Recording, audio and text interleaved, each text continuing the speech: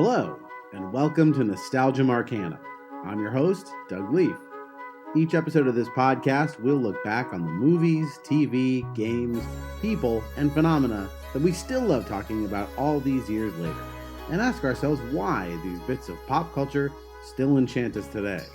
This week, we'll be revisiting...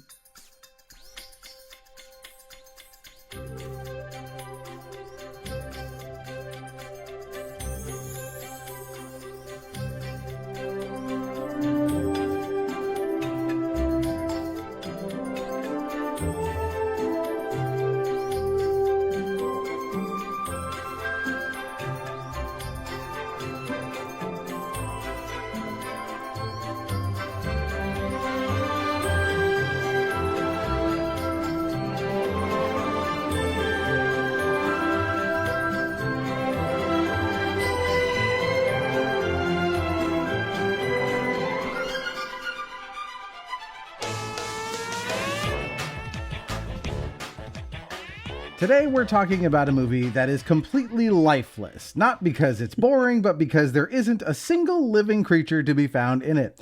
We are talking about 2005's Robots, from an animated movie from the team that brought you Ice Age. This movie is just kind of a feast for the eyes. We'll talk about it, but I think the star of the show here is some of the really outrageous and outlandish Rube Goldberg type designs for the citizens of this robotic world where, as far as we know, Terminator happened and we got the bad ending, and now we're here. So I'm very excited to be talking about this movie and to be talking about it with our guest. I had the pleasure of dropping by her show earlier this year to talk about Who Framed Roger Rabbit. And now she's here from the Movie Struck podcast to join us. Please welcome to the show, Sophia Ricciardi. Sophia, so nice to see you again.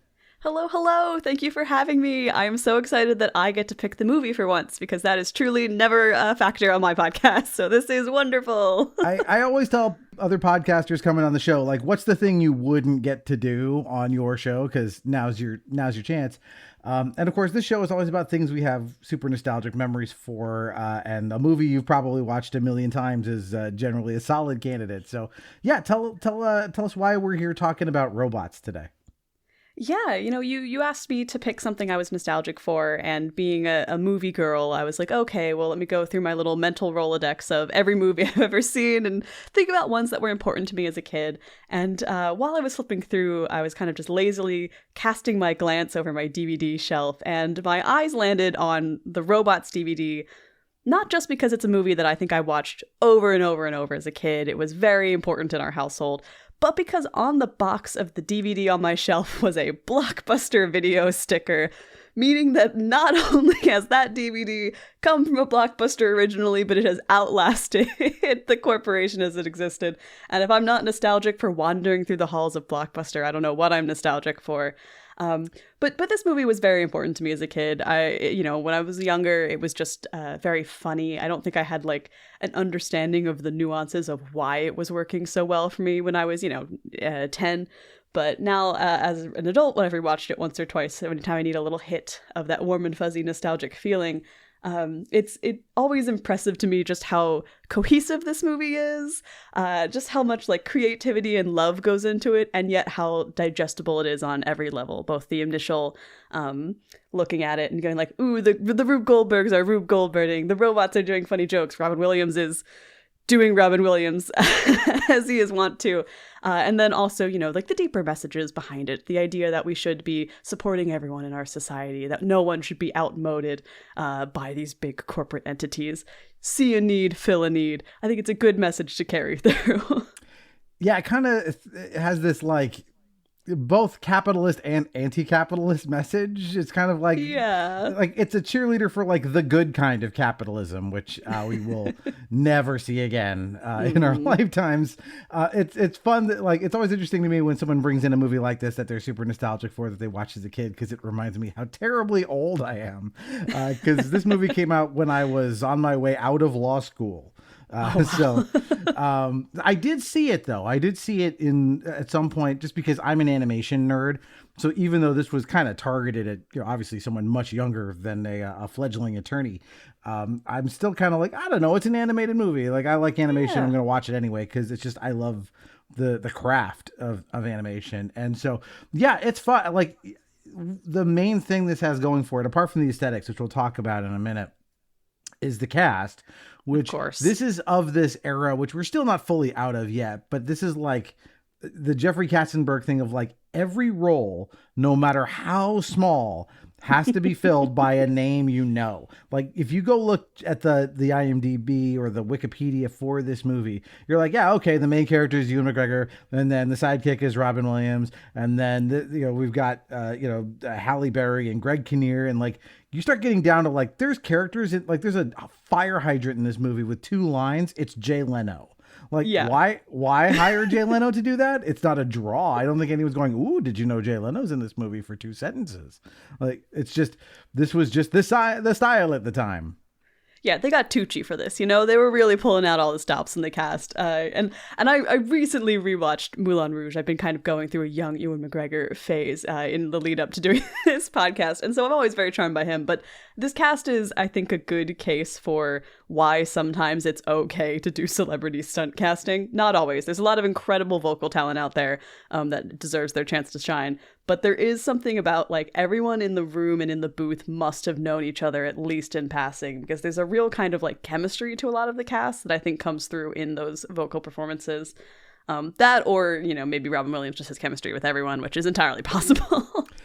I mean, obviously, when you put Robin Williams in an animated movie, you're kind of hoping he'll do the genie again. He'll work that magic. And I don't know if this works quite as well as that, only because I think Aladdin, as a 2D animated thing, and because of the specific nature of the genie character, kind of allows him to do even more fourth wall breaking wild stuff than he can do here. But I mean, he's still Robin Williams. This movie has 2 of the funniest human beings to ever live in it. You've got Robin Williams and Mel Brooks. Yeah. Like, show me 2 funnier people in human history. Like, there aren't many. And so it's fun to have them in here doing stuff, although those 2 characters don't do a whole lot together. The other interesting thing about Ewan McGregor is this movie, when it was put in the theaters, was the first place you could see the trailer for Revenge of the Sith. So they were definitely trading on the like, oh, you like Ewan McGregor, do you? Well, and I'm sure that did a lot to help the film's box office. So yeah, we'll talk about the cast members as they pop up. But yeah, it's a who's who of anybody who was anybody in 2005. But let's talk about the aesthetics, because I want to really highlight this. The art direction here is nuts. Yeah, this movie is, I mean, it's a dated CGI, and CGI tends to age much more poorly than a 2D animated feature, or even like a live action feature does. Just because, a cool drawing is always going to be a cool drawing, but a computer generated image is going to age as the computer generating technology ages. And so often with these older CGI movies, they tend to very quickly start to look a little bit chunky and blocky. But I think Robots is so thoughtfully constructed that even though you can tell it's older CGI, because everything is intentionally looking at this very like Roly Polioli is the touch point for me, which was also a show about robots I watched as a kid, but this like round and almost soft mechanical world that they inhabit, where everything is this like marble contraption that you've assembled out of like connects and tubes, that it kind of like covers some of the sins of the earlier CGI. And I think it overall makes it look very good and cohesive, and kind of makes you forget a little bit that it is as old as it is. This movie has fantastic DVD box features. I really can't recommend, if you can get your hands, whether from a Blockbuster or not, on a DVD of this film. There's a really great featurette about the design of the aesthetic, and I think really critically, the design of the sound of this film, because this film sounds exactly like it looks. It's got this kind of like twanging, twinkling, bouncy mechanical soundtrack, and a big part of the reason for that is because they collaborated with the Blue Man Group and all of their PVC pipes. I think that's a good point. Yeah, I also picked up on the sound design. Really, it's a really good marriage of like sound and visuals, because if you haven't seen the movie, and even if you're not going to watch it, do yourself a favor and Google up some images of it, because you're right. One of the things that keeps this looking pretty good for a CG movie of this era is that the look is so stylized that they kind of future proofed it in a way that, like, you know, some CGI stuff from this era, like there's a movie I love from this era, which is Disney's Meet the Robinsons. It's a really good movie, but it film. Yeah. It doesn't look great. In terms of the tech, but the art style in that film is fairly similar to this. Like there's a robot character in that movie you could absolutely transplant him into this movie. I assume they're relying on the same underlying pool of like design aesthetic stuff. Everything's got I guess a little bit of a 50s ish look to it, in the way, like, think the Jetsons, you know, how robots look in the Jetsons. Yeah, it's kind of retro futuristic. It's simultaneously a vision of what the future could look like, but it's throwing back to older aesthetics. And robots, like, obviously does not exist in the human world that we know, so they can play looser with what is future and what is retro, but it's harkening back to similar aesthetics. You can see it a lot in the opening sequence of Robots, where you see Rodney Copperbottom's childhood home and his parents, who have a very 50s aesthetic. Yeah, everything is a 50s aesthetic. Like, even the robots that are quote unquote more advanced, right, than most of our robots, they refer to as you said, out modes, right? These are dated old designs of robots that are falling apart. Even the futuristic ones still are of a piece with this 50s aesthetic. Nothing looks like, you know, true future sci-fi. You know, everything is in this same world.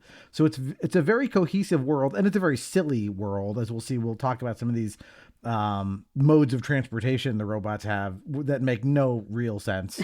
You know, there's not a lot of logic to how this world is put together. It's it's all just pure whimsy, in a way that, again, I think helps, you know, raise the movie up a bit as compared to, like, you know, I imagine someone had an idea of like trying to make this look more Blade Runner-y, you know, or something to fit, like, oh, well, robots, we want, you know, even Star Wars is more, you know, generally is the robots look kind of clunkier, right? There's something about having hardware look a little less polished that makes it more fun in a movie like this.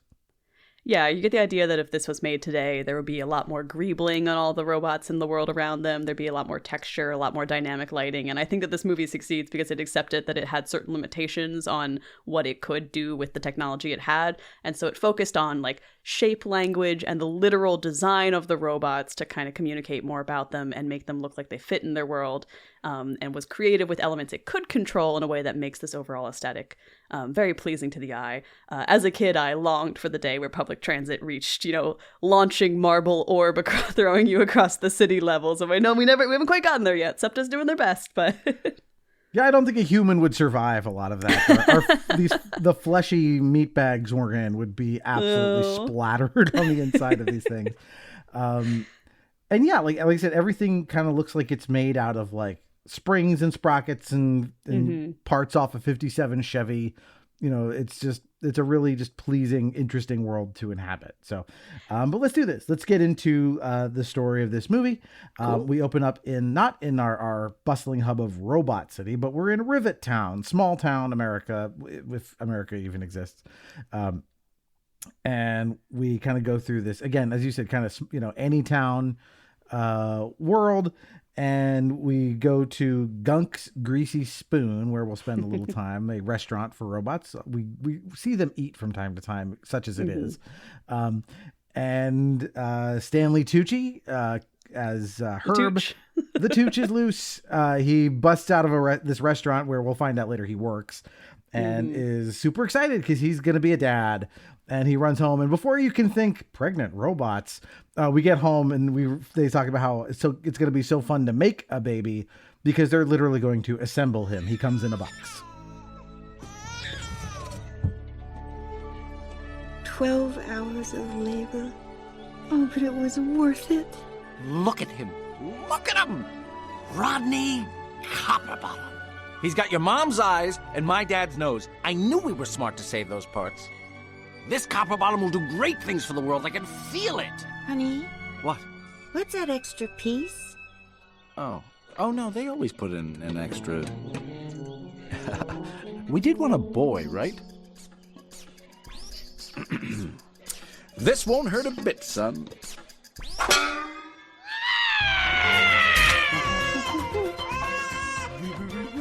I love this opening. I forget how much I love this opening every time I watch this movie, and then I'm like, oh, this is so clever. Because immediately out the gate, they're like, well, we've accepted the concept as we're doing robots, so we need to build everything. Everything's made of parts, and this is going to be important later on to like the main thrust of the story as well. But you get to communicate that so clearly here, and like, yeah, quote unquote, making the baby is let's construct it out of this box of parts that's been delivered to us. And you see this montage of the parents like assembling baby Rodney, the way that they still like are very carefully and lovingly putting him together. And then we get a bit of a montage of him growing up as well, where we're going to see him go through different parts. Basically, every time a robot gets older, they like upgrade the parts that they have. Or in Rodney's case, because his parents are a little bit down on their luck, sometimes he gets hand-me-downs from his family members, like his much more feminine cousin, who was very popular at school, but maybe not so much what Rodney was hoping for chest parts-wise. But, like, it communicates very clearly, like, A, it's a great joke, and B, the parts are how people survive, right? This is critical to the way that the robots live their lives. It's just a fact of life in the world, and you have to be able to get new parts or replace your existing parts in order to keep it on. Right. And, you know, they do have some fun jokes in there, as you said, right? He's got to wear girl robot parts as a hand-me-down in his, like, graduation photo. Mm-hmm. They joke about, like, hey, wait a minute, there's an extra part here. And they're like, you wanted a boy, right? Wink, wink. You know. Wink, wink, nudge, nudge, yeah. Yeah. And so we go to this thing where there's a parade for this robot named Big Weld. This is Mel Brooks, we'll find out. Mm-hmm. And this is like, he's the Scrooge McDuck of robot world. He's in charge of like the main corporation.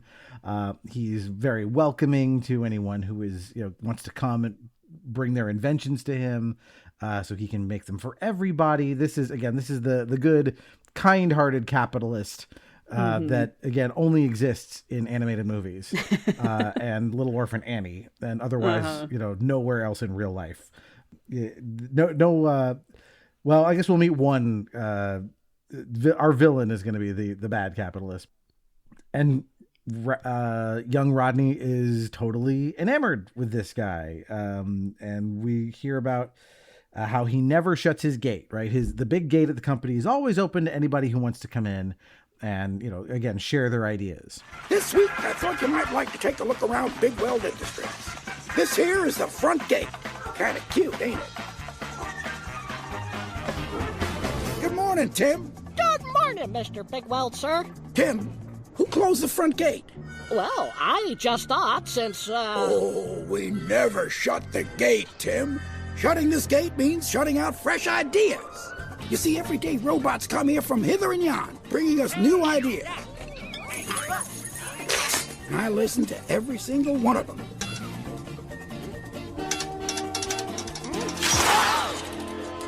So remember, whether a bot is made of new parts, old parts, or spare parts, you can shine no matter what you're made of. He's talking to me, Dad. He sure is, son. He sure is. Okay, folks, let's get to inventing.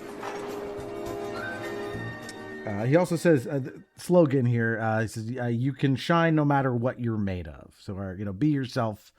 Kind of, you know, good, solid message for kids. Yeah, exactly. You know, when you're a kid, you don't pick up the capitalism of it at all, but it's very easy to understand, you know, this guy wants you to accept yourself as who you are. And our villain later on is like, no, you have to upgrade yourself and change fundamentally. And that's the counterpoint. I want to point out the design of Big Weld as well, because I think it's a good representation of like the shape language this movie really leans into. He's round. He's basically two circles stacked on top of each other like a snowman. He's very, very soft and rounded, and he has no hard edges. And I think that's very effective communication of this character is friendly and trustworthy in the way that the villainous characters are going to have a lot of sharp edges. They're going to be very pointy, and that communicates like on a very basic level from the character design standpoint. Bad guy will hurt you because he's so pointy. Round guy, so friendly, so soft. It's just all feeding into, again, that thoughtful design that this movie has, we mentioned earlier. Right. And he puts out his, basic, again, like solid capitalist philosophy, which is see a need, fill a need. And Rodney kind of, clicks with that. And he decides, okay, I better think of a need and fill a need. So he looks to his dad, who is a dishwasher robot. That's what he does. He works in this Greasy Spoon restaurant. And he has this like removable torso that's a dishwasher. So when he's at work, he like opens the lid of this thing open and all the dishes go in. And I guess he just squirts water inside himself or whatever and does it. And Rodney sees that his dad has this enormous backlog of dishes to wash and he's getting older. It's harder for him. So he invents what he calls his Wonderbot, which looks sort of like a kind of an elongated like teapot sort of thing. Yeah. It's kind of and it opens up and inside it's got googly eyes because everything in this film has googly eyes. And then instead of limbs, it kind of has these long, like very slender metal tentacle like appendages. I'm making it sound like it's a horrific thing. It's actually very cute. It's very sweet. Yeah, my description was kind of Lovecraftian, but no, it's actually a really cute little thing. And it just breaks dishes at first. It's not very useful, but as we'll see, he becomes an MVP of the movie. So Rodney graduates and now he goes to help his dad at the restaurant and says, I'm going to unveil this thing now. I've had time to work on it. And he tells it to go to work and it immediately sets to like handling all these dishes like it's nothing. Yeah, unfortunately, until it gets spooked and then it starts breaking the dishes. I think that this little Wonderbot raises a big question for you, which is, did Rodney just create life in the first 10 minutes of this movie? Because we watched his parents build him and he seems to have just fully built a sentient creature.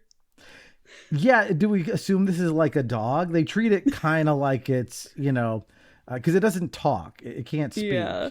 It just makes little squeaking noises. So this is like, again, to go back to Aladdin, it's Abu the monkey. It just goes and it does cute things.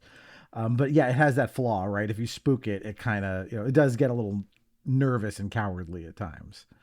And so when the boss, I think his name is Gunk, right? Is his name, he comes in and starts yelling about this. It causes the robot to go nuts. It breaks everything.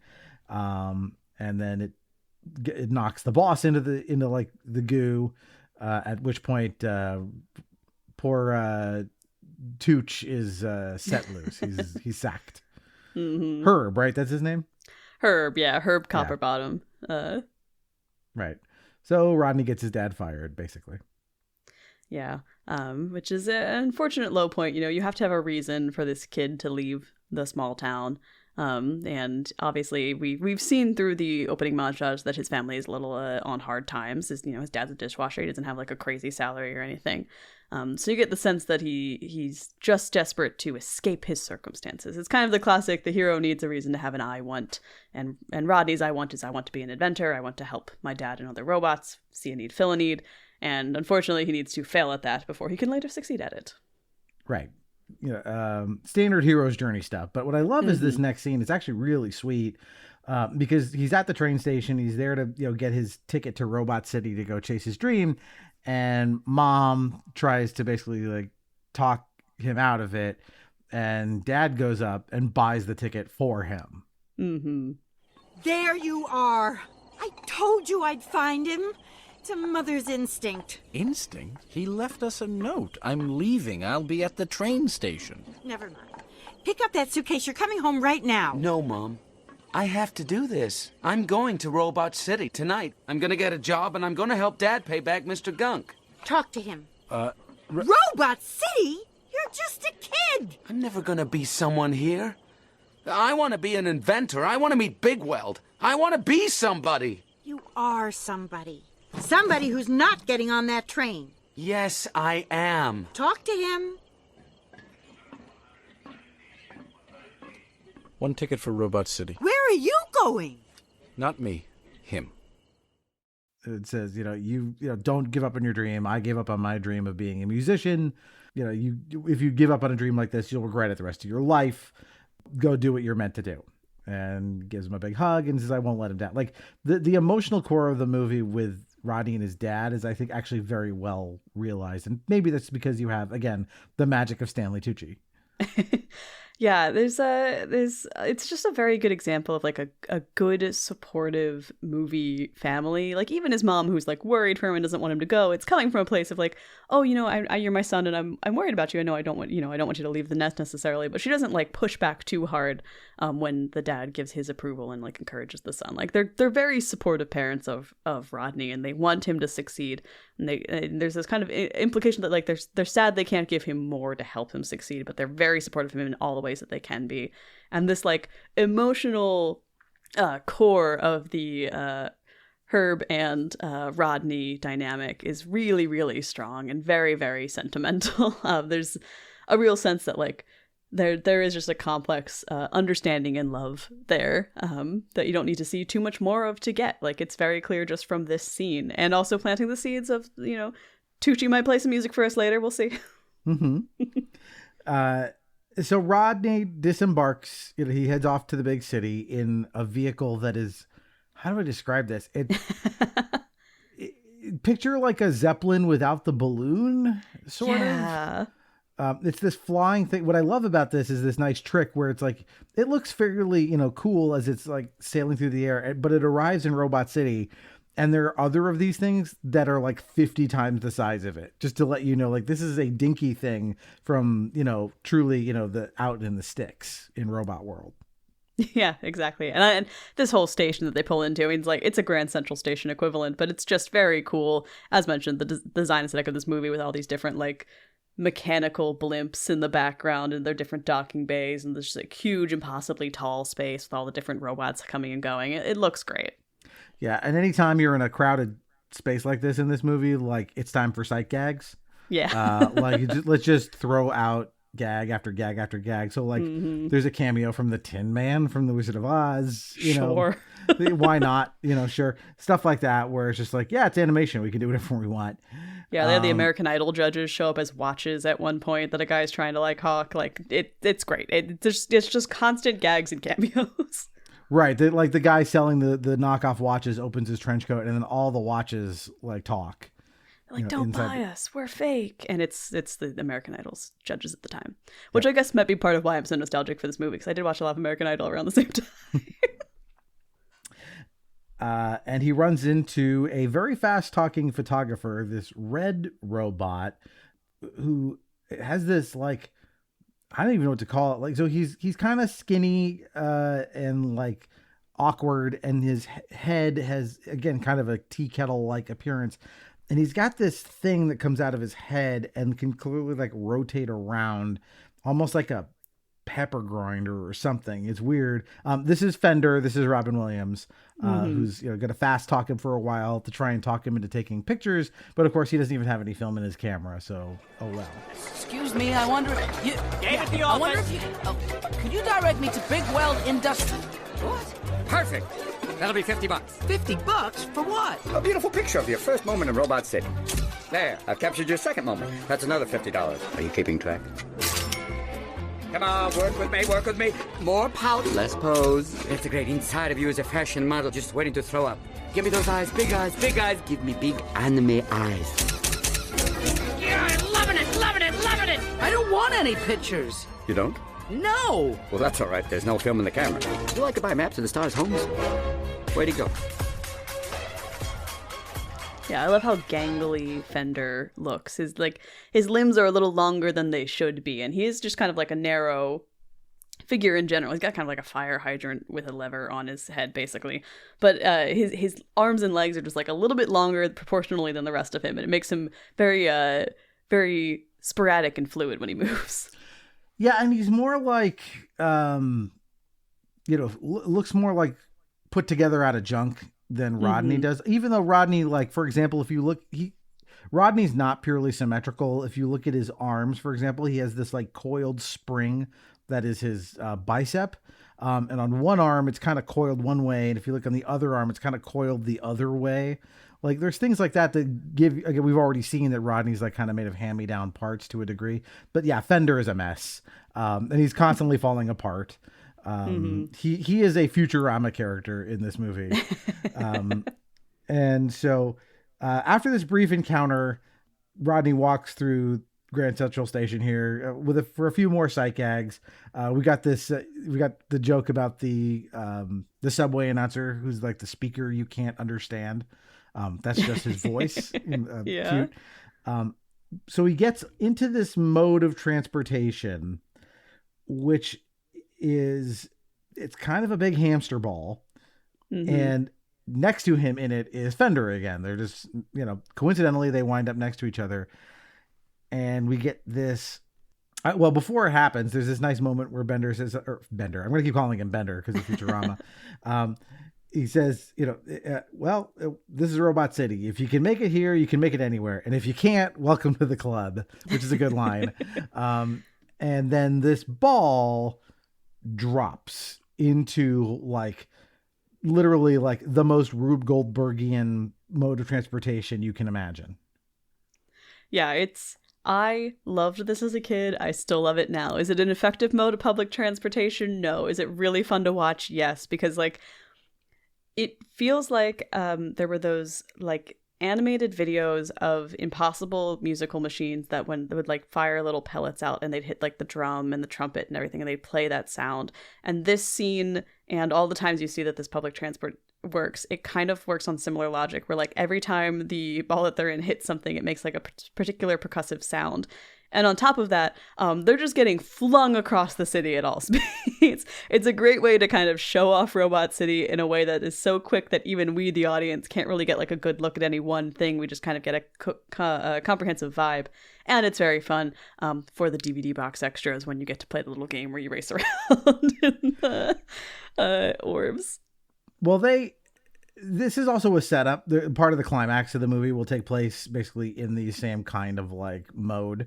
Because at one point the ball is rolling through this giant chute full of other balls. As you said, it gets flung into the air. There's imagine a big circular gear type thing that has holes in it that are the exact diameter of the ball. And so the hole will rotate into place just as the ball goes flying through it, in ways that you would suggest man, if this goes wrong, there is carnage on a mass scale. It's the kind of fantastical engineering that could only exist in a movie and society that is entirely constructed by robots. It's they're the only ones who are capable of doing the complicated mathematics to make such a whimsical mode of transportation work. Right. And it's not fun for the robots inside. They're screaming, no. They're ready to barf. It's, no one likes this. But anyway, so at one point, Fender says, "Stick with me. I know this town like the back of my hand." At which point this giant hammer that's part of the machine just whacks him and he goes flying off into the distance. But Rodney has found himself at the offices of Big Weld and he comes up to Tim, who's the gatekeeper, who's the robot version of the guy from the Wizard of Oz. That's nobody gets in to see the wizard, not nobody, not know how. Only it's Paul Giamatti. Yoo-hoo! Excuse me! Can I help you? Sorry, Hey, you're Tim from the TV show! That's me! Well, hey, Tim. Who closed the gate? It's never supposed to be... Yeah, okay, what do you want? Oh, I'd like to see Mr. Bigwell. I'm an inventor. Oh, why didn't you say so? Stand back.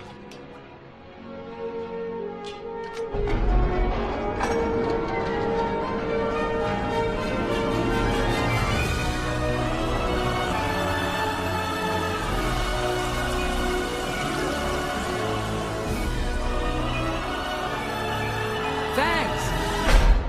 What? I gotcha. You see, because you were all excited. And then boom! All right, I had my laugh. Go on in.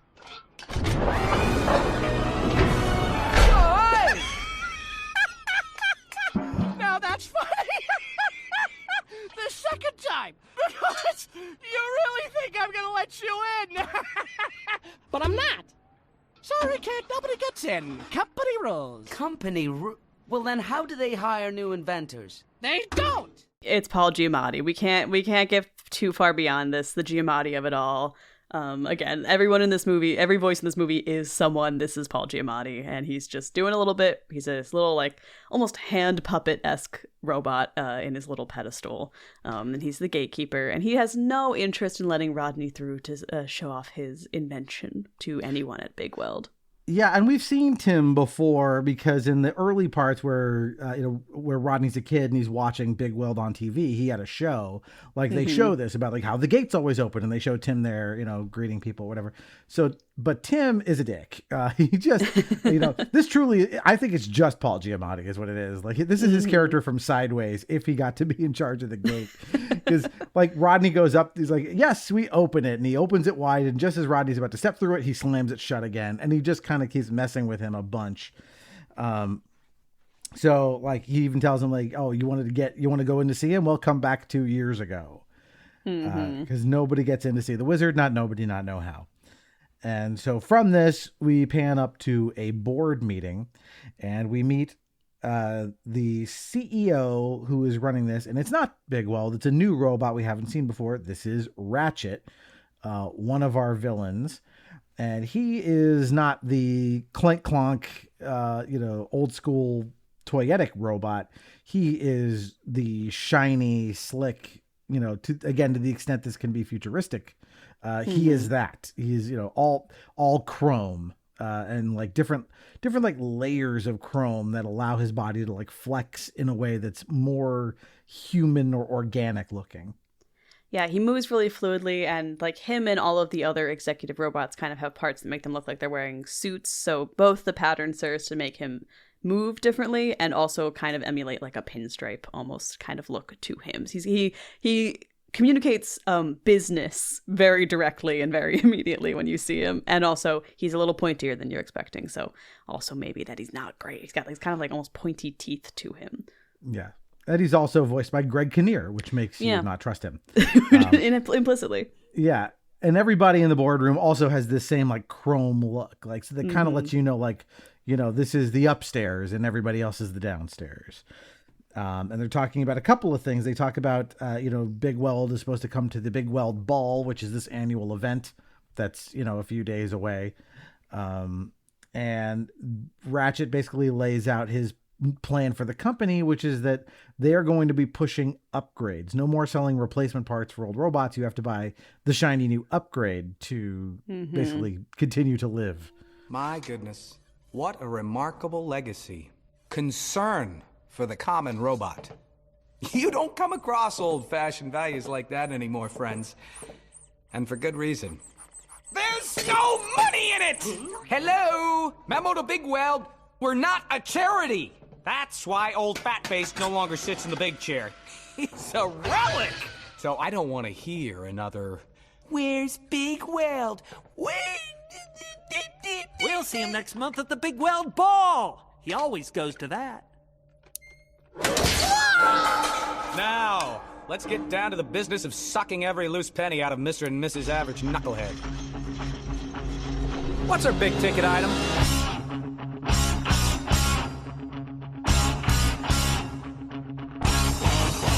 Upgrades, people, upgrades. That's how we make the dough. Now, if we're telling robots that no matter what they're made of, they're fine, how can we expect them to feel crummy enough about themselves to buy our upgrades and make themselves look better? Therefore, I've come up with a new slogan. Why be you when you can be new? I gotta tell you, I think it's brilliant, but honestly, I'd like to hear what you employees think about this. Out of the ballpark, Ratchet. Yeah, this is the moment where they're like, oh, this is the real villainous plan of the movie, right? They're going to outmode these robots, because it's not just that they're trying to push people to buy upgrades, but they're going to stop manufacturing new spare parts. So everyone's going to be reliant on the pool of things that are already there, or they have to buy these expensive upgrades. So it's essentially saying, like, we don't want to waste our big business money when we could be bleeding everyone dry. And if they can't afford our new parts, well, screw them. We'll let the terrifying street sweeping machines take them to our evil lair of murder, I guess. Yeah, we'll find out what happens to the outmoded robots if they cannot afford this and die.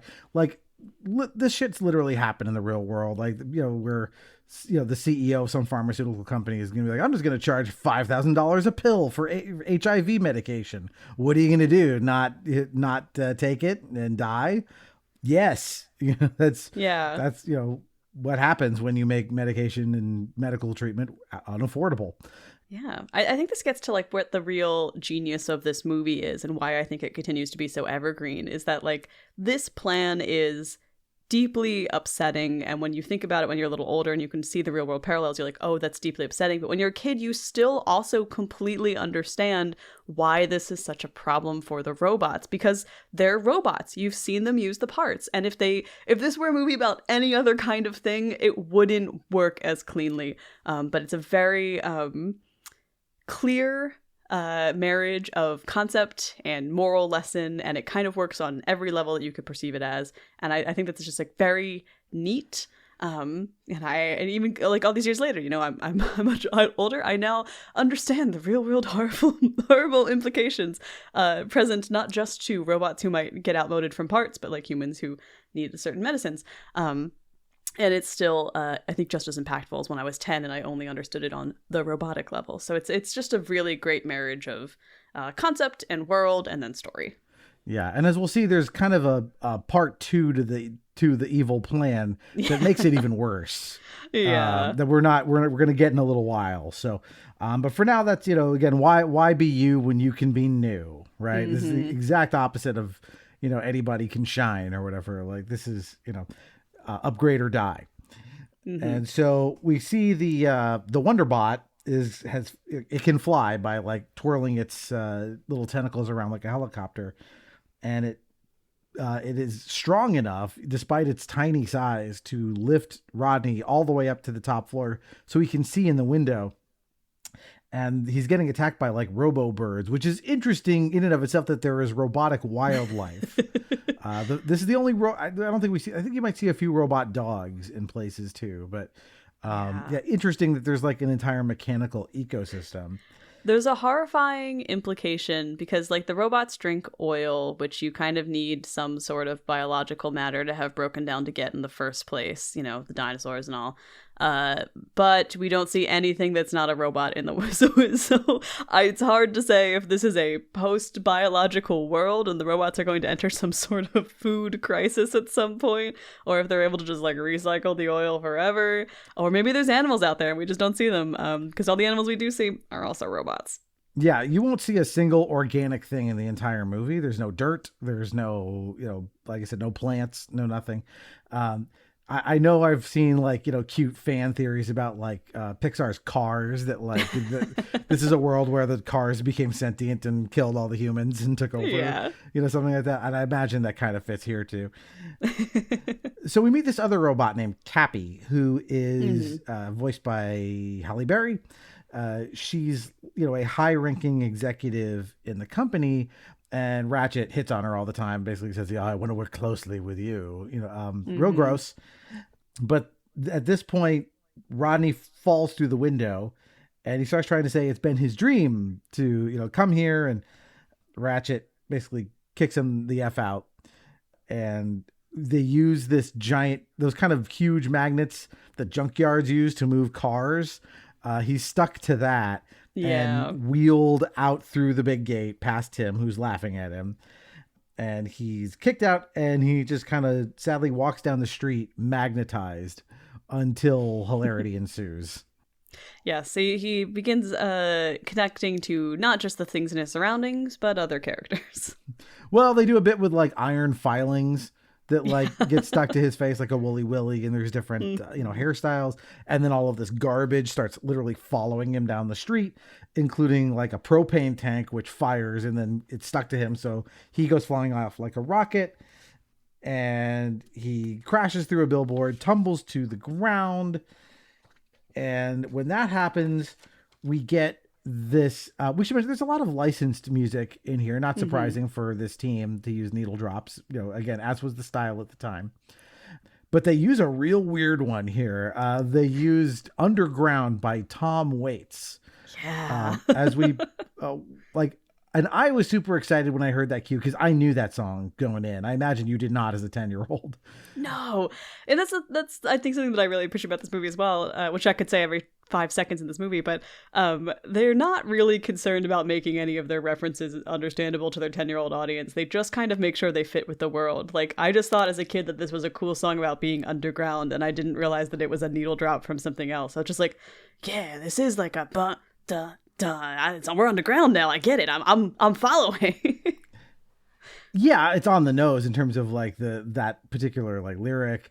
I knew Tom Waits going in because my high school drama teacher liked Tom Waits, and I just remember at one point, I don't even remember the context, but he was like playing it while I think we were like painting sets or doing something where we weren't working on acting, and him just being like, "Yeah, you really gotta like feel this," because like Tom Waits is fucking weird stuff.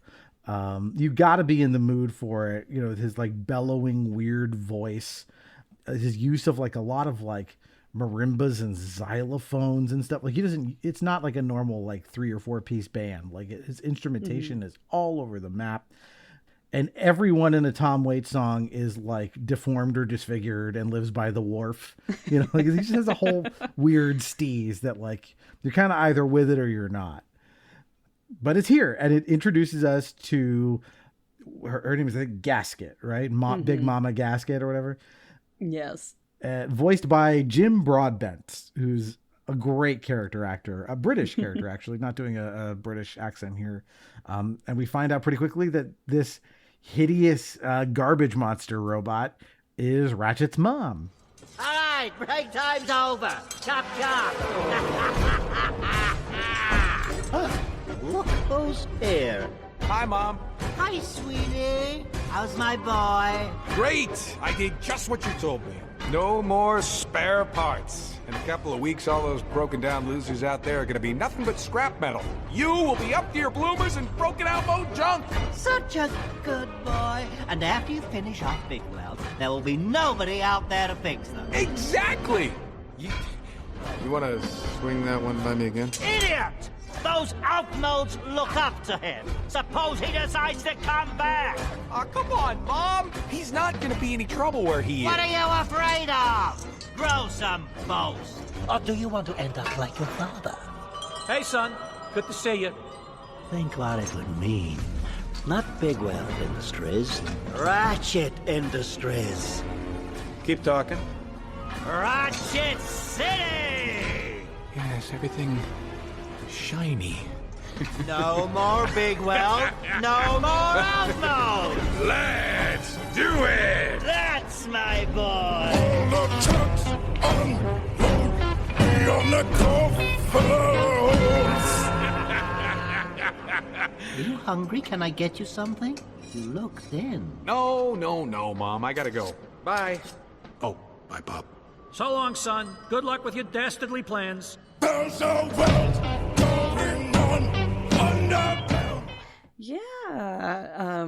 The driving force behind the darker undertone to the already pretty ominous evil plot that's in gear, as we kind of find out the fate of those outmoded robots. Anyone who gets picked up by the street sweepers is taken to this underground lair that exists under Robot City and goes through a child's idea of a torturous what's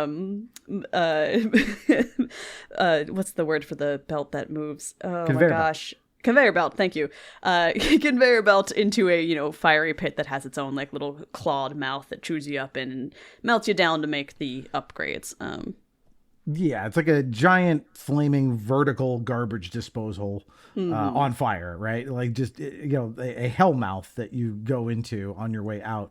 And like I said, this is the darker side of the plan is not only they're going to have you coming and going, they're going to, force upgrades on you. And if you can't buy the upgrades, then you wind up down here. And not only are you scrap, that means they can basically grind you up, recycle you into whatever, to make new parts for other robots or whatever. So it's not only are they charging you like the $5,000 for the AIDS pill you need to live, but if you can't afford it, they're going to make shit out of the carbon and nitrogen that makes up your body. Yeah. It's if the earlier villainous scheme was too subtle, kids, don't worry. You could get eaten by a giant furnace in the sewers. That's also always possible.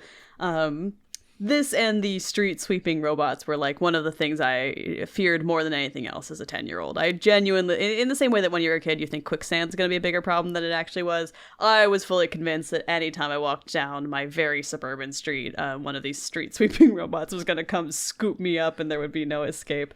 It's Underground really got 10-year-old Sophia. Yeah.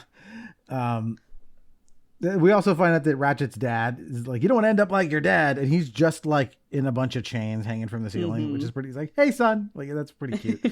And every once in a while they make Gasket like try to act cute and sweet, which is a fun juxtaposition because it's hard she kind of looks like a big blender in terms of her shape, like almost like one blender on top of another blender. She's also red and she's got very like obvious fangs and yellow eyes and stuff. But she's and everyone like knows wicked about witchy her. a little bit. Wicked witchy. Yeah. People talk about it though in tones like, oh, you don't want to end up down there. Like, so it's not like she's a secret. Like, this is just a bad place for robots to end up if they're outmoded. So Rodney wakes up after his accident, and Red, I have him as Red in my notes, but Fender is kind of goofing around. He hasn't said his name yet. And he sees Rodney's foot, which he grabs and takes off with. And then his body kind of just comes apart in different ways. And this leads to kind of a chase where Rodney chases him. And we run into a bunch of other robots that are Fender's like crew. Yeah. What is it, boy? Hey, Fender, have you lost weight? Lost weight? Look at where you're looking. He's a head in a basket. We're doomed. I knew it. We're doomed. Yeah, will you shut up, you neurotic nut? Why, I'd smack you if I had a hand. Well, speak of the devil, here I come. Ow! Daddy! Whoa! Check this out! Who would throw away such a cute little doodad? Aw, don't be scared. Hey, that's mine. That's him. That's the guy. I would know that face. I know that face, and I know that foot. Psst! He's over there, moron. That's the perpetrator. He knocked my head off. You want another piece of me? All right, Buster. If you think you can mess with my big brother, you're kind of cute. Piper, would you behave yourself? Now, come on, let's get Fender fixed again. Here's your thingamabob. By the way, the name's Piper. Rhymes with Viper. See you around. Ah! We've told you 100 times. Don't talk to strange men. Thank you, Manuel. I talk to you. Who's stranger than that? He's got his sister, a couple of their friends. All of them have very unique designs. Again, the shape language in this movie is very good. They all look very different from each other. Piper, the sister, was always a favorite of mine as a kid. With her, like, she's got these like suction cup pigtails, and she's bright yellow. Very, very fun design. I liked her a lot. Yeah, she's voiced by Amanda Bynes. She's spunky. There's, I think, Crank is the one that's voiced by Drew Carey, kind of the orange one. Yeah. Who's real, just kind of like surly and like, morose, negative, kind of a real just Debbie Downer character. You've got this big kind of jade colored one who's kind of the big dumb one. You've got this blue one that's Bumblebee from Transformers, right? He can't talk. He can only borrow voice boxes to make other kinds of noises for gags. And I think there might be one more that I'm missing. But they go to this hardware place, Jack Hammer's Hardware, to try and fix Fender because his head keeps falling off. Right. And they tell him, you're outmoded. You just need an upgrade. And they're like, well, I can't afford an upgrade. And there's a lot of kind of consternation about this. He doesn't want to go to the chop shop, meaning, gaskets. And Piper yells at him a bit, and Rodney says, oh, well, with the right components, I can fix him. So he can whip up Fender a new neck.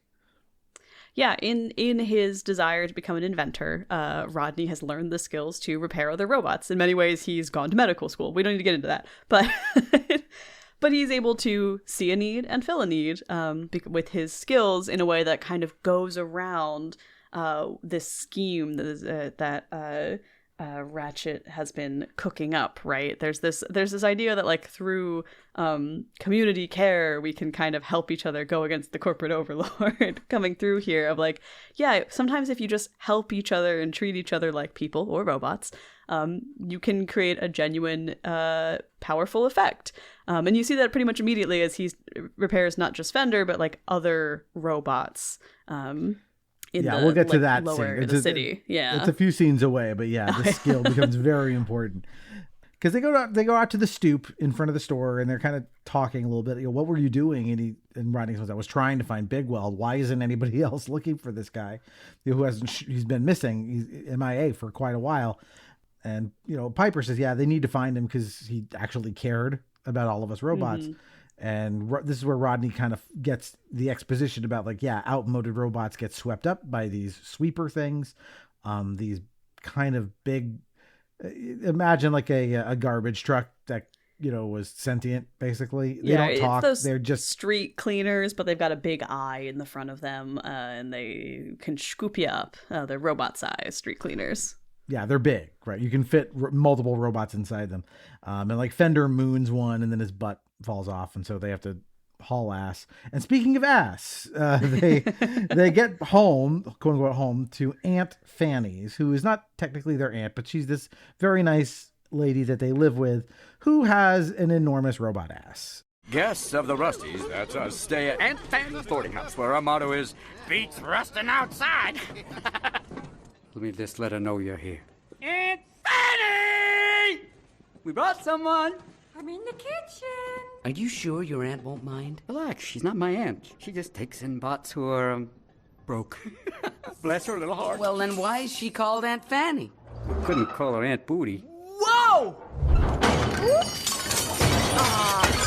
Scrap. She's a little artsy-fartsy. The artsy's okay, but when she gets fartsy... Look at this. All right on my shoes. I'm so clumsy. Well, hello there. What's your name? I'm Rodney Big Bottom. No, I'm Rodney Copperbottom. Copperbottom. It's a wonderful name. Big Bottom. Well, what happened to your friend? He's been rear-ended. There you are. Aunt Fanny, he needs a place to stay. Well, just make yourself at home. Thank you. That's very kind of you. My pleasure. See a need, fill a need. Hey, just like Bigweld. Oh, Bigweld. That's a lot of robot.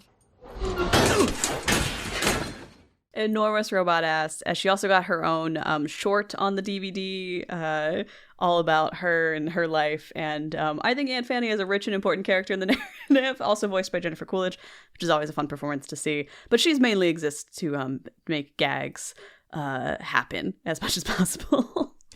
Oh yeah, we get a lot of fart jokes. It's a lot, oh, yeah. But also like, man, she's got a nice caboose. Like back that up, if you're into that sort of thing. It's a lot of that. It's literally a trunk to have junk in. She opens it up like it's a car trunk at one point. Yeah, and it's entirely detachable, so it's a choice. Of course, it's not. So to have this thing, it's huge, and like again, yeah, you can fit multiple robots inside of it. So, but yes, this is kindly Jennifer Coolidge, who's always welcome in anything, and so we get this very cute bit which they're gonna go to their room, but like it's on this like machine, so like they pull a lever and like the rooms like rotate past the door, which is a clever idea. And so they go to Fender's room and they go to like hang out there for the night. And Rodney looks at a picture of his parents and he says like, he's thinks his parents would be sad about how things have not been going well for him. And Fender and he kind of bond at this point out of making armpit fart noises, which I don't know how you do if your body is entirely metal, but okay. And then we get a gigantic fart noise, which we understand is from Jennifer Coolidge. So much so that an outside lamppost dies and falls down, which I was like, okay, there's a lot of fart jokes. But genuinely funny is that not only does the lamppost collapse, it fades to the next morning and there's a chalk outline where he was. That I thought was funny. Yeah, they really commit to they're like, okay, yeah, we're gonna do a bunch of fart jokes. I know, it's fart jokes, but we're gonna elevate the fart jokes. We're gonna commit to it, and we're gonna make the bit just go the whole way through. And I think that's what keeps it from being too grating. Is I'm like, no, yeah, I know that if I listen to a couple fart jokes at the end of it, I'll get lamppost chalk outlines, so I'm willing to like carry on through it all. I think that's a trick to making like, you know, a fart joke work, honestly, to talk about like the sweet science of fart jokes.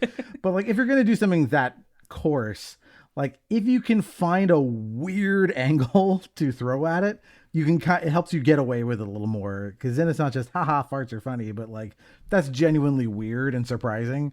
So I was happy to see that. Also, I feel bad for the street lamp. Like that's his job, just to like, stand there forever. All the other robots are running around and doing stuff, and he's just to sit there. It is impossible to know what is and is not sentient in the world of robots. It's just simply a question that if you think about it for even 2 seconds, you're like, that is horrifying. I cannot possibly comprehend what it must be like to exist in this world. Yeah, as I said, we last got together to talk about Who Framed Roger Rabbit, and you think about like, if you're like one of the like sentient buildings in Toontown, like does it ever like drive you insane that you're stuck in one spot or like a cartoon tree? You know, yeah. I guess they could probably get up and walk around if they felt like it anyway. They're toons. But anyway, so next morning they're having some fresh brewed grease, which is their equivalent of coffee. And I like this, that they don't drink it in their mouths. They just pour it. It's like boiling hot down their neck joints. Yeah. That's pretty cool. And this is kind of funny where Rodney asks what are you guys going to do all day? And Fender's like, we're doing it. This is, we don't have jobs. We have no point. Yeah, you're looking at it. And Rodney says he wants to find Big Weld, and Crank, that's Drew Carey again, says, forget it. And Rodney says like, I don't get it. Like there should be an angry mob out there looking for him. And they look outside and there is a mob forming outside, but they're for him. Everybody heard about how Rodney fixed Fender, and they all have medical problems for this for Rodney's new one-man clinic.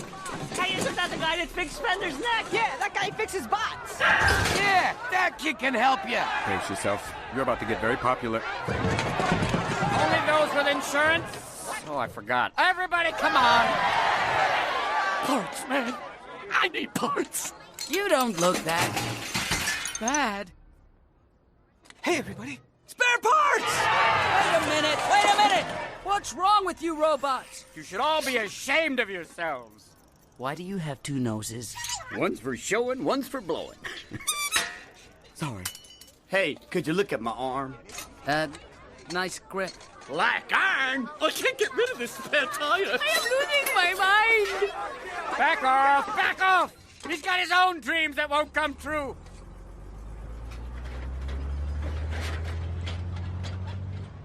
See a need, fill a need.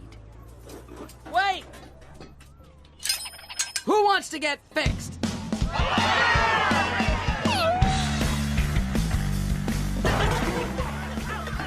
Yeah, and he gets to see many needs and fill many needs all at once. He has become the big weld for this part of Robot City.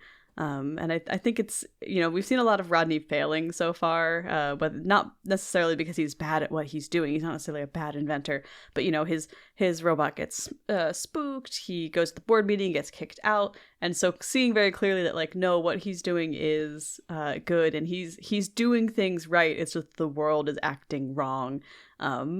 Is a nice reaffirmation here. And it's very heartwarming to see him go through and fix all these robots. And of course they managed to, as with everything in this movie, cram a bunch of gags in there with some of the bits that need fixing.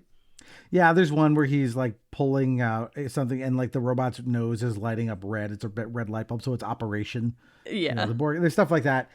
There is one gag that's a little dark because just before this like montage starts, right, there's this mob and this robot comes up to Rodney and he's like, oh, please fix me or whatever. I'm fine or whatever. But he literally falls apart like to the component, like every single piece of him just falls to the ground, which again makes you wonder, how do they live? Like ship of Theseus stuff. But anyway, like when that happens, like the mob is about to close in of like, oh, good parts. We can put, cannibalize him. And I'm like, oh, that's kind of grim. But Rodney stops him and eventually during the montage puts him back together. Mm-hmm. There's a toilet robot that Rodney punches, which is interesting in that, like, who's using it? It's a toilet robot in a world full of non-biological entities. But anyway, there's a guy that has like a clapper, clap on, clap off. Old gag. It's a good chance to do some rapid fire. Like, here's a bunch of fun robot concepts that like aren't enough to do a full character, but it's fun to have as a background gag. And this is a great montage as an excuse to be like, well, you're the animation team. Come up with some silly robots for us to have problems, and then just rapid fire throw them at Rodney. Right. So we head on back over to Ratchet, who is getting buffed. Equivalent of a robot massage to some sweet, smooth Kenny G jazz. And he asks if the masseuse can get up between his shoulder blades, and it's a horrible scrape. And we pan back in its gasket. It's his mom, and she tells him, "Hey, someone is fixing all of these out modes and laughing at you. So use those brains I stole for you." Which, again, interesting, weird concept, because her concern is this idea could spread, and then then what happens to you? What happens to my plan? This cannot stand. But then they pull again this thing where they try to make her cute for a second. And she's like, after all that, it's like, oh, by the way, I got you something for your desk. And it's this little heart-shaped picture frame with her in it, making this like Kewpie pie face, which is very funny. Yeah. But yeah, so there's a huge crowd still outside for Rodney, and there's mail. There's a mailbox looking robot who has mail for Rodney. And it's bad news. His dad is dying, and because of the new system, there are no parts to help him. And so Rodney says, we definitely have to find Big Weld then, because I need the parts to save my dad. Because I guess this is something he can't MacGyver a solution to. It feels a little bit more like they needed a reason for Rodney to not abandon his plan to find Big Weld, to now become, the superhero doctor of this area of Robot City. Like, we needed a reason for him to get back to the original goal of finding Big Weld, because it's very clear that he can kind of provide everything that Big Weld could provide, except for parts for repairing his father. Yeah, they kind of hinted this idea like, well, I can only do this eventually you need parts from somewhere, right? And so I can scrape together nuts and bolts and washers and things here and there, but at some point that runs out. There's only so much I can do. But the Wonderbot reminds them of the coming Big Weld ball, which in theory he will attend, and that will give them at least a shot of reaching Big Weld to see if they can get his help. So the plan is to go incognito into the ball. And so Rodney goes in disguise as Count Roderick, with Fender as his man-at-arms, his major domo, and in these kind of ridiculous, over-the-top, fancy pants costumes. Can I help you? I think maybe you can. This is the Count Roderick von Brockenzieber, formerly Count Del Croc. Where are the trumpets? We were promised trumpets to announce the Count's arrival. Sorry, Your Grace. Beat me until you're happy. He's happy, and I'm not feeling too bad myself. You're not on the list. We're what? Once again. Oh, thank you. Fine. We will go. You will explain to your superiors why we were not able to attend your little luau, your barn dance, whatever it is. But we're living in a huff. No, please. Go right in. In fact, would the Count like to hit me? The Count, you? The arrogance of some people. I will hit you on his behalf. Oh! Thank you, Your Grace. Yeah, it's a good opportunity for Robin Williams to do some great Robin Williams impressionistic acting and bluff their way past Paul Giamatti into the party. Yeah, they basically, because what do you mean he's not on the list? Oh, they're going to be pissed when they find out they messed up by not putting us on the list. It's classic, two schlubs infiltrate the fancy pants party stuff. Exactly. We've seen many times before. And they agree on a signal, they're going to split up and look for him, and make this caw noise if something goes wrong. Which is another bit for Robin Williams to riff on what the signal could be. He screams Ricola, which is a very popular jingle, or not jingle, but commercial at the time. Yeah.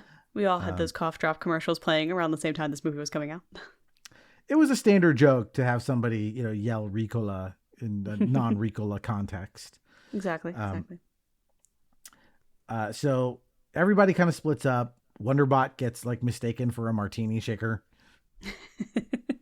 Ratchet is still trying to flirt creepily and hit on Cappy, but he chokes on what I guess is a metal olive in what appears would be a martini. And during that, she slips away.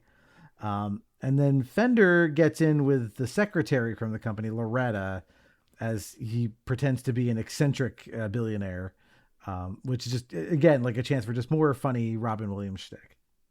Yeah, she's very representative of the secretary in Ghostbusters as well, so that's kind of the character type they're playing too, which is a character type I adore, so I'm always pretty excited whenever a kind of oh yeah, secretary shows up. Yeah, she's fun. They keep bringing her back though, they kind of keep it going between her and Robin Williams. I can't remember who the voice actress is for Loretta. I'm sure it's somebody famous. I just didn't look it up. I didn't have all of them written down. It would take up Natasha Lyonne. Ah, Natasha Lyonne, of course. Yes. Okay. It has to be somebody. Ratchet gets up on stage to make the big announcement to the company, and regretfully, Mr. Weld sends his regards, but he can't make it. Mm-hmm. And Rodney basically flings off his disguise and is going to embarrass Ratchet publicly and basically say, where the fuck is he? Ladies and gentlemen, now coming to the stage, the top bot, the big boss. Who's your daddy? Mr. Phineas T. Ratchet. Thank you. We now come to the point of the evening where I have the tremendous honor of introducing our beloved founder, Mr. Bigweld, who unfortunately is unable to attend. What? He sends his apologies, his love, and a small box of assorted cookies. Not coming? And what are you doing here? What have you done with Bigweld? How come we don't see him anymore, huh? Okay. Security, we have a party crasher. Yeah, that's right. And I had to put all this junk on in order to get in here. So that I could tell Bigweld that you are outmoding millions of bots. And I know, because I spend all day fixing them. You're outmoding all of us with this new plan of yours, just making himself an absolute target, which he immediately becomes. And so this leads to, Rodney signaling Fender, everybody trying to get the fuck out of there. Cappy tries to intercede and basically is like, I'll escort him out instead of you escorting him off to the scrap heap. And at first that seems okay, but then Ratchet quickly realizes, oh no, she's helping him, and they all have to get out of there.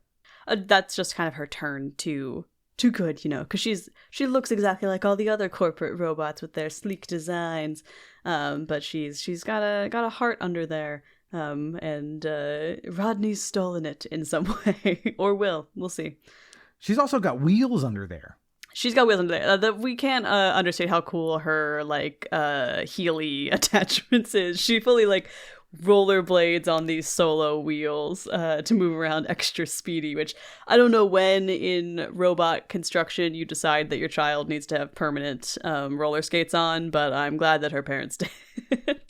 Yeah, so she looks like she's wearing high heels, and it's in the crook of where the sole and the heel are, that arch, a wheel comes out of there, and she's able to skate, which is neat. It's tight as hell. So yeah, they all get the hell out of there, and then Rodney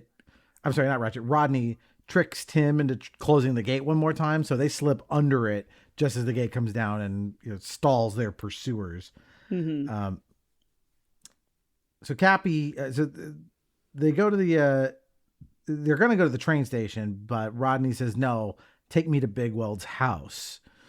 So we get this sequence of Fender saying goodbye to Loretta after their successful sort of date.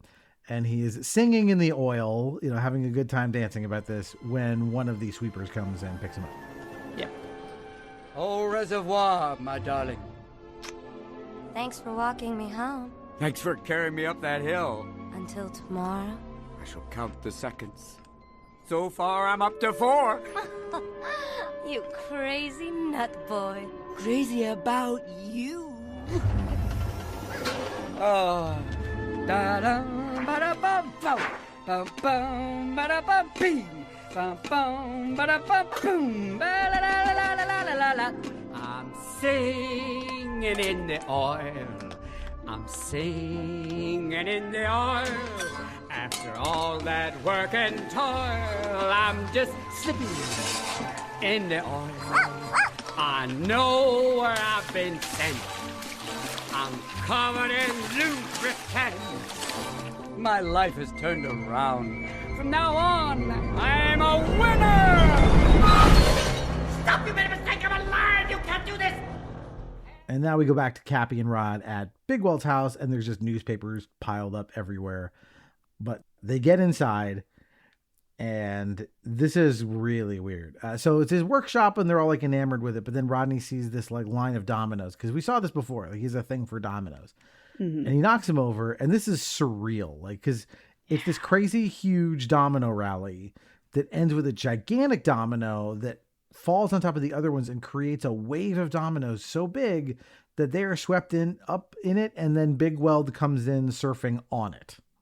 It's so cool looking. It made me have such high hopes for dominoes and my enjoyment of them as a child. But it's this very, in the same way that a lot of things in this movie start out looking deceptively simple, and then they sort of cascade into this very complicated visual moment. Like, this starts out as like, oh, it's dominoes, it's normal dominoes, and then it, as dominoes often do, cascades into something much more complicated, and in this case it's that giant wave of them, and it's that very cool build, a very nice reveal that Big Weld is actually totally fine. He's just kind of been reclusive this whole time, and for reasons that we'll get into, but it's just a very neat little way to add a little bit of action to the looking around the supposedly abandoned laboratory sequence. Yeah, this brought back a nostalgic memory for me, which is, you were not around for this, but in the 80s, holy shit, where there were a lot of Domino's commercials on TV, like these different domino rallies and sets you could buy with, all kinds of things that you could, it wasn't just like, hey, here's a line of dominoes. They'd like hook into a thing. So it was very easy to like knock them all down and then turn it, they'd flip back up. Got so many domino rallies, and like it just made me think, like, if I could buy enough dominoes, I could make the coolest thing in the world. Like, it's this basically. Yeah, they're advertising to you. So yeah, now we finally get a chance to talk to Big Weld and see what's up. And he basically said, yeah, Ratchet kind of just, he made the company really profitable by putting profits over people, and I just kind of slunk away into a corner basically, and he just kind of says, yeah, sometimes you got to know when you're licked, like it's real kind of sad that he's just given up on life. Yeah, you get the idea that maybe he is surrounded by these sort of spineless yes men in his corporate board, and so all it took was one particularly nefarious and charismatic Ratchet to turn the tide on him, and with no one to remind him what he does it for, Big Weld chose seclusion instead. But luckily, he now has Rodney, who can hopefully remind him why it was that he did what he did, why he was creative, why he cared about other robots. The moral center of the movie.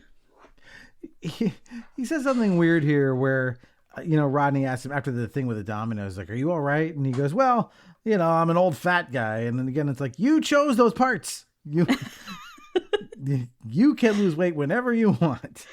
But anyway, but he's not going to have a turn yet. Like, for now, he's just like, yeah, I'm sorry, I can't help you. And Rodney says, like, all I ever wanted to do was grow up and be like him. Oh well. Young man, nobody likes a chatterbox. But there's a terrible crisis, Mr. Big Weld. We need to talk. Son, I've got to tell you, you're making a lousy first impression. Please, sir, he is your biggest fan. In fact, he's an inventor, just like you. Well, show him that thing you made. Ooh, a device, a doohickey, a thingamajig. Now, don't be scared. Show Mr. Big Weld what you can do. Go on, it's okay. Is that what it's supposed to do? It gets nervous under pressure, but... Son, let me give you a good piece of advice. Yes? Give up. What? You're telling me to quit? I said give up. but quit works just as good. Is that what you did? Is that why you're sitting here letting Ratchet turn robots like my father into outmodes? Kid, sometimes you just gotta know when you're licked. But you're Big Weld. You can fix anything. I used to think so. To me, having the company was all about making life better. With Ratchet, it was making money that came first. I became old-fashioned. An outmode. Go home, kid. If he beat me, he's gonna beat you. But the world you're looking for no longer exists. You missed it. Find some other foolish dream. Now, if you'll excuse me, I'm very, very, very busy. Yeah, I can see that. So the mobile prison arrives at the chop shop, and Fender is dumped onto a conveyor belt full of parts heading towards the incinerator. And he runs, we get some kind of just funny physical shtick, and he falls, he gets his leg caught in a spring, falls, and is kind of like bungeeing, sort of hanging there, so he can watch Ratchet and Gasket talking, about their plan to basically unleash more of these things over the city. Mm-hmm. And just as they see Fender, his torso is pulled back onto the belt, but his legs are not. So he manages to make his way to these lady legs, girl robot legs, and he jumps off, and that's the last time we'll see of him for a little while. And now we get over this very consequential scene at the train station where, Rodney is going to potentially go back to Rivet Town, and he calls his dad. Mm-hmm. And I love this scene. Again, anytime you get Rodney and his dad together, the movie kind of goes up a notch. Yeah, it's just genuinely very heartfelt. Their relationship is just so real and sentimental. Well, he offers him the support, right? He's Rodney's like, I need to go back and help you, and his dad is like, no, you need to stay there and follow your dream. Exactly. Yeah, and he hangs up, and the phone says, "Your father loves you very much," which in a gag I like, because as soon as he says, "Yeah, he does," the phone just continues talking because it's an advertisement, and you can speak to him more for whatever. Funny gag. Mm-hmm. But then it turns out everybody somehow knew Rodney was going to be here, because all of the other characters in the movie converge on this, him in the train station there. To basically decide, not only does Aunt Fanny come in with all of the other robots in tow, but Fender makes his way here, and then so does Big Weld. Mm-hmm. And they've decided, no, they're all going to do something about this. Yeah.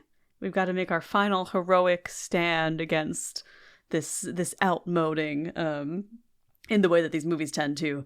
It's not that it's about a corporate meeting so much as perhaps we need to go into the underground and get those legs back and see what else we can do about it. Yeah, Big Weld says, you finally got me off my big robot tuchus or something. Mm-hmm. Good. Thank you, Mel Brooks. You can't have this much Mel Brooks and no Yiddish. It's got to be here. But he does say the cute thing. He says, I want to grow up to be like you, mm-hmm. Which is very nice. Yeah.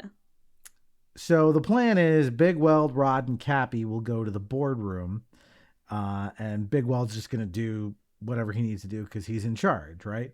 And everybody else is going to stay down at the bottom. So they head up there, and he tells Ratchet he's fired. And Ratchet kind of begs and says no. And eventually he takes this object. I forget what it is exactly, but he uses it to clock Big Weld over the head, which breaks his little robot brain. Mm-hmm. And they are sent... it looks like they're pushed. Yeah, they go out the window with Rodney kind of on top of him, riding him down the half dome shaped slope of this building. Yeah, luckily Big Weld is a large, round robot, because that's also the shape of every form of transportation in this world. And this is where we get the call back to the first transportation montage, because now Big Weld is the ball and Rodney mm-hmm. is riding him through all of the chutes and things we saw before. And Big Weld is talking nonsense. So Rodney has to fix Big Weld's brain while hanging on for dear life. Yeah, Rodney really is maybe the most hireable robot in all of history. He's incredibly skilled at engineering, and that feels like a critical skill in robot society. Right. But the gang is also, they see this and they take off in pursuit as well. So you've got this kind of like Ben-Hur style chariot race thing happening with Ratchet trying to get a hold of Big Weld, and then I think is it Piper or Cappy on the other side. I think it might be. I think Cappy has the Cappy's driving. Skates. Yeah, they have two of those things with the giant magnets on them on either side, trying to hold them, and they're doing some more shtick with Mel Brooks, having him, say funny things, and then literally doing the HAL 9000 Daisy shtick. But that's when Rodney's able to fix him, and they kind of crash just as they make their way to the chop shop, and Big Weld goes flying through the door inside, which then shuts. So now they need a new plan.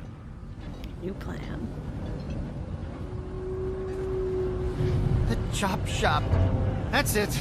Game over. The game is not over. This is our moment to shine. This is where you show what you're really made of. In my case, it's a rare metal. It's called afradium. It's yellow, tastes like chicken. I didn't know I could do that. Rodney's right. I am tired of just complaining and never doing anything. I want to try. No, forget it. I'm sorry. Yes! I want to try. Then you're first. First for what? They want us to upgrade? Then let's upgrade. We gotta all come together and save Big Weld. And I like the solution is upgrades, but not the kind you think. No, this is where they get to have even more fun and creativity with it. They get to use all these different kinds of parts that are around them. Earlier we saw Fender grab those robot lady legs, all the different parts around them to kind of give themselves like battle upgrades. There's something very like video gamey about the idea of like, I'm gonna pick up a bunch of different arms and swap them out in my loadout to like change what I'm good at. And I love this sequence as a kid. There's one moment they're gonna charge in, they're gonna try and fight their way through all of the various minions and whatnot that will accost them to try and save Big Weld. There was one scene in this montage that my family played over and over and over again. It's the needle drop that stuck with me the most in this movie. And at one point, Fender's like lady robot skirt drops, and he sort of does he strikes a pose, and Britney Spears' "Hit Me Baby One More Time" plays, and he sort of just like dance karates his way through some minions. And I don't know, that scene was just really really hit the kid comedy level in the Ricciardi household, because we must have watched that section of the DVD worn straight through. It's in there a lot. That song, especially in that era, because I think that song was in the late 90s is what it hit. And it didn't let go for a long time. I can listen to that song now and enjoy it, but there was definitely a period where it was like, if I hear that song one more time, I will lose it. It was one of those things where just someone in charge of radio or whatever was like, "Oh, you like that song? Do you want to hear it? Well, we're going to hear it again and then again and then again." So there's some other fun stuff in here. They do a WWF bit with the big green robot. They've all got different kind of quote unquote superpowers sort of that they're using with their upgrades. But unfortunately they are massively outnumbered. And we wind out with Big Weld is heading to the incinerator. And so Wonderbot there kind of fights Gasket up on a platform, while Rodney is working to free Big Weld from the machine that is, dragging him towards a certain doom there. And so there's a funny moment where they're at the spot and he goes, "Oh, sorry, we should mention, is this when Piper comes in?" I'm trying to remember how this happens in the sequence. Oh, it's just before. So yeah, they thought they left Piper behind, but she bursts in, and then reveals it's not just her, it's all of the robots that Rodney helped. So now the numbers, are on their side. And they've got all of the scrapper robots kind of lined up, advancing towards everybody. And Rodney looks at Big Weld and goes like, "You thinking what I'm thinking?" This isn't what I was thinking at all.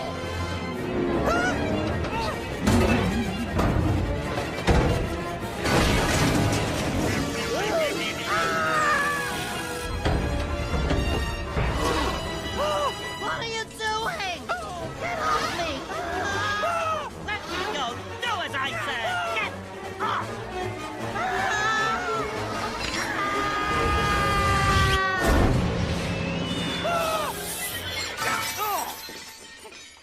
My upgrades!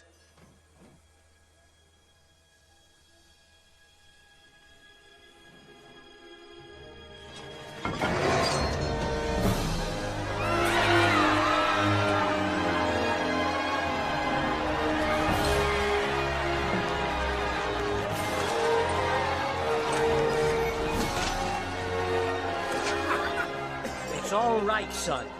You can shine no matter what you... Stop! Come on, Rodney. Let's open the gates of Big Weld Industries forever. Wait a minute. There's one thing I need to do first.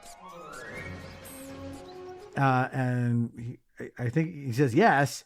And so Rodney looses this giant, like, sawtooth gear. And since it's swinging like a pendulum with them on it, to crash into this line of robots at just the right time. And I do love Mel Brooks going like, "That's not what I was thinking at all." It is very funny. Yeah. Big old line of dominoes that they've created. Correct. It knocks them all over like dominoes. And this causes Gasket to get swung into the incinerator herself. And Ratchet gets flung up into the chains where his dad is, and he loses all of his fancy upgrades, and you see what he looks like without them for a bit, which is sort of just like naked skeleton robot. Yeah, he's he's literally superficial. His upgrades are just these kind of like aesthetic thing. They don't have any practical use, and they fall right off of him as soon as the slightest damage occurs. I like that because they never really... it makes sense that the upgrades that they're hawking would also be cheap, useless crap. Yeah. So I think that's a nice touch too. Yeah, I think maybe the only like shiny chrome upgrade part we see have a practical use is Cappy's little roller skates. And I like to think that she's always had those. Yeah, it's not clear, like, are the executives all like chromed up because they've gone with these upgrades, or are they just, again, this is just kind of a class thing? That they are fancier robots. Yeah. But yeah, this is it, right? The villains are defeated. Everybody celebrates, and they want to open the gates back at the company, but they've got one thing they got to do first, and that is head back home to Rivet Town. Dad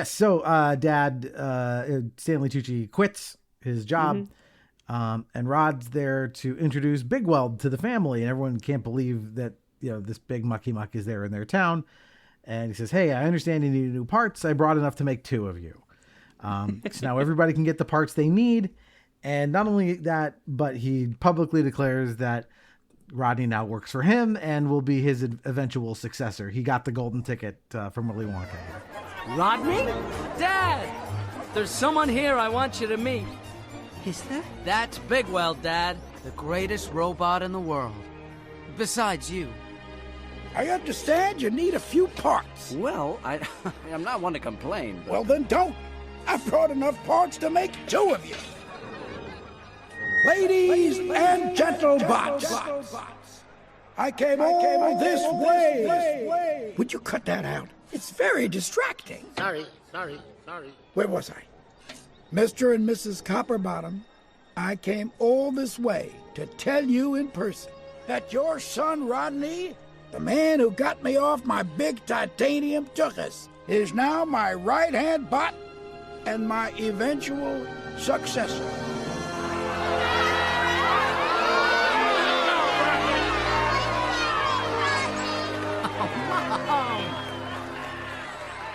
Son.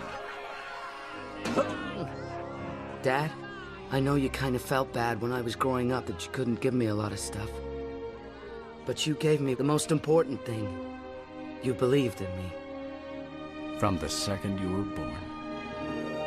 Well, Dad, now I want your dream to come true. Dad, you always wanted to be a musician. Now be one. For everyone to hear. Exactly. And to bring this movie home, I think maybe the only appropriate way, we gotta have a big parade and we gotta fulfill at least one more dream. And that is to give Herb his shot at music stardom with this big, kind of looks like a French horn sort of thing. Mm-hmm. And he tries to blow it and fails. But then he gets it. And then I'm glad you mentioned the Blue Man Group, because this is where all the robots kind of add their own like personalized percussion until it transforms into James Brown's Get Up Off of That Thing.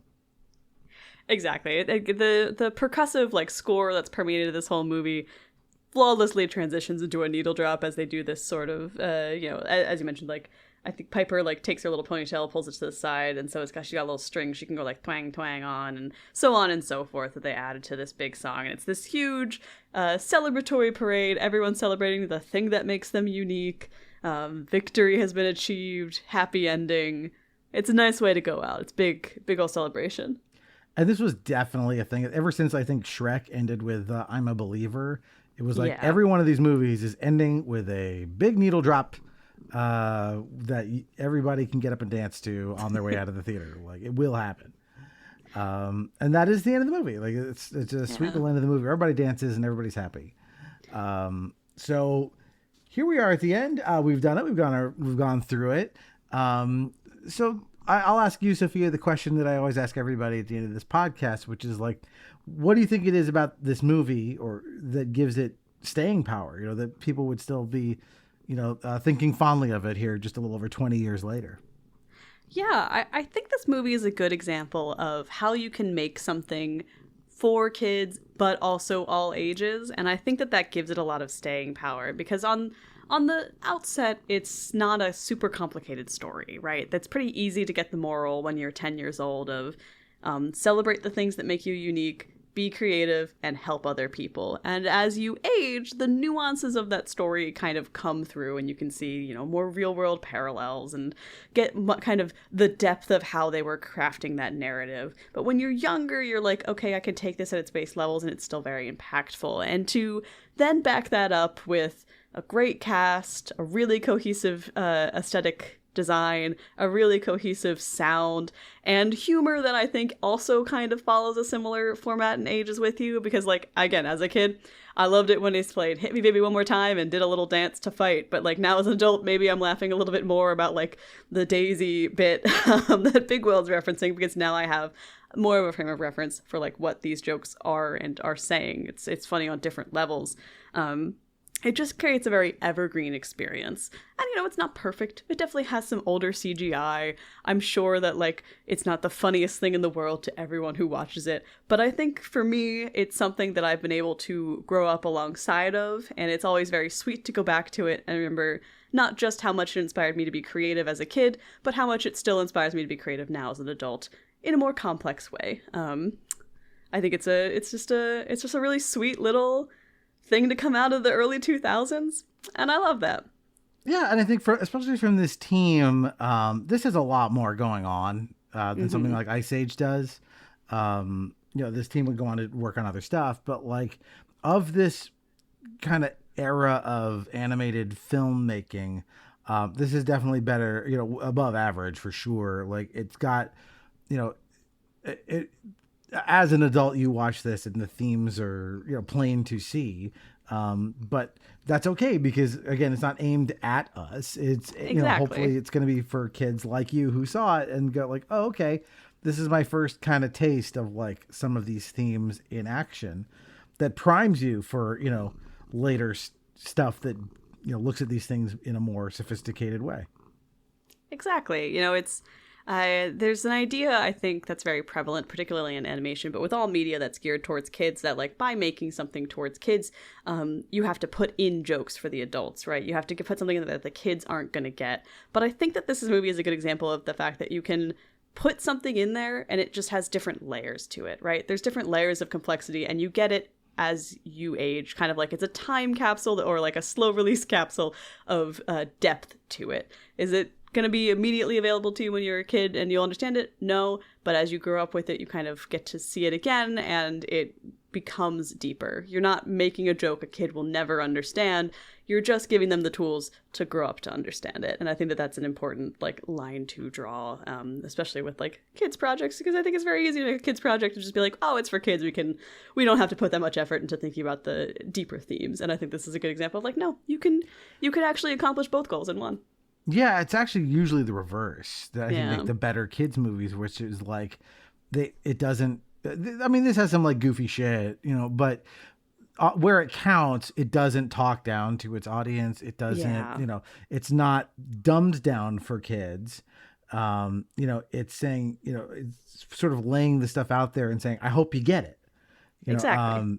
Which the best kids movies are like, really geared towards doing that, which is like, yeah, you can handle this. As long as we present it to you in the right way, you'll get what we're laying down. So, I'm really glad you brought this because I don't know that I would have ever thought to do it. Amazing. I'm glad we got to spend some more time talking about animation. So Sophia, if people want to find your show and your stuff, please plug away. Tell them where they find that stuff. Yeah, so you probably, as mentioned, I host a podcast called Movie Struck. Every episode, we watch a movie selected by my guest and talk about that movie in a very similar format to the show where we go through the plot and just kind of jump off at different points. You can find that Movie Struck on all podcast platforms. I recommend checking out whatever movie title or guest name appeals to you most because they really don't matter about listening to them in any order. A very fun show. We've covered everything from classics of cinema like Casablanca to the direct-to-DVD Bionicle movies. So there's a great wide spectrum of movies to check out over on Movie Struck. I'm also a player and the producer on a D&D actual play podcast called Rolling with Difficulty. We do Planescape adventures, and our current campaign is all set in the Beastlands as unicorn knights defending this natural wonderland from aberration invaders. So if you got a hit in Baldur's Gate and you want a little bit more Mind Flayer action, you should come check us out.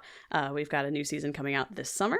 And besides that, you can find me on BlueSky at sophiek.bsky.social. I don't do social media too much other than to promote all the cool podcasts that I've been on. So if you want a compiled list of everything, that's a good place to go check it out. But Movie Struck's the main one. And I love talking about movies. Pretty much everywhere you find me, that's what's going to be happening. So I hope you guys have enjoyed. I certainly enjoyed going back to robots. Doug, thank you for giving me an excuse to go back and dig out that Blockbuster DVD. I'm hoping that that's not the reason they went out of business, but I can never be 100% sure. Well, if you want to know more about the reason they went out of business, we actually did do an episode on Blockbuster Video a while back. As for me, I am not only the host of this show, but of two others. I have Playing by Ear, which is our music show we do every other week where my wife and my brother-in-law and I, one of us brings in an album or a guest brings in an album and we break it down track by track. There is also Still Muppeting, which is the Jim Henson show I do once a month with my buddy Josh Koval from the Still Loading podcast. Go to patreon.com/stillloadingpod, drop a few bucks in the machine and you will get all of our Jim Henson stuff. I'm not exactly sure when this episode is coming out, so I can't tell you what the Jim Henson thing is. I'm recording this pretty far in advance, but go look. It's going to be something cool because it's Jim Henson, and Jim Henson's awesome. So that'll do it for me. If you want to get in touch with us, of course, all our social media portals are in the show notes. I would recommend Facebook, BlueSky, or Instagram because every Wednesday I post a clue that will tell you what the next episode is going to be. So play along.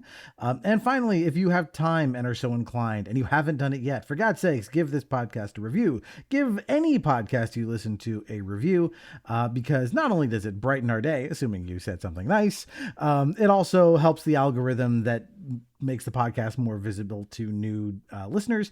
The other thing that helps in that, of course, is word of mouth. So, if you liked it, tell a friend, post about it on social media, spread the good word of this show or any show you like. So I think that'll do it for this time. Sophia, thanks again for another fun night talking about fun animated stuff. Very glad to have you on the podcast. Thanks so much for having me. This was a blast. I'm glad that we both saw a need and filled a need on both of our respective podcasts. Indeed. All right. So until next time, that is one more entry in the Nostalgium Arcanum. Well, there goes our happy ending. Yo, it's a fusion of jazz and funk. It's called junk.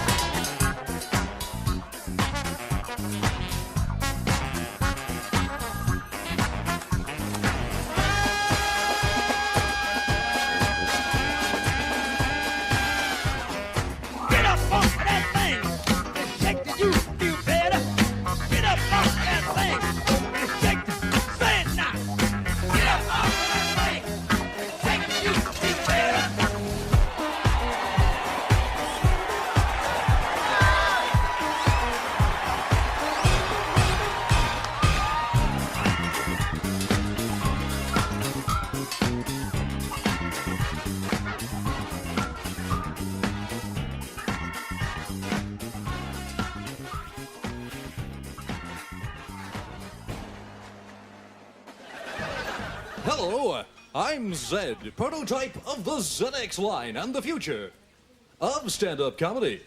Well, what kind of audience do we have here this evening? Anyone on a first date?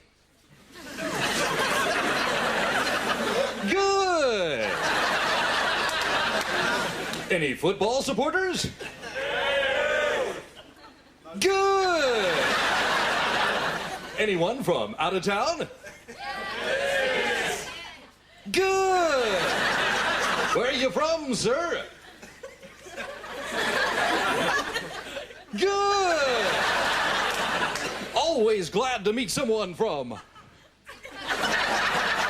your town.